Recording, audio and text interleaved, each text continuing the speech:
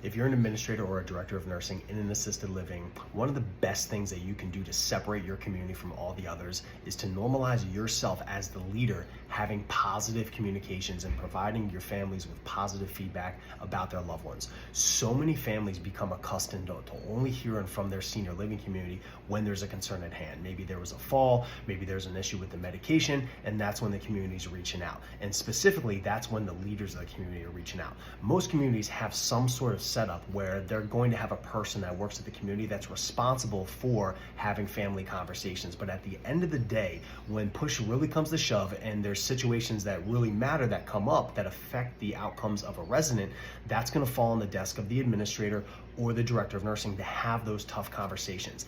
And administrators and DONs can do themselves such a big favor if they not only communicate when there's a concern at hand, but they just start communicating proactively about the little wins that they're seeing with these residents.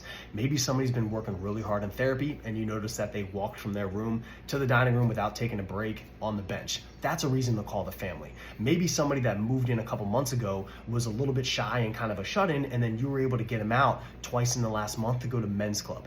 That's a massive win and something that you as a leader need to communicate with your families. The more that the leaders of the community communicate with their families, the more that you're going to be able to build trust with your families. They're going to start to respect you and have an understanding that you're not only going to communicate when there's a concern, you're going to communicate the good and the little wins as well. And then when you do have a concern or when you do have something challenging that you need to address with the family is going to be more understanding and they're going to be more amenable to the recommendations that you're making. And it's actually going to make your job easier as a leader in the building in the long run.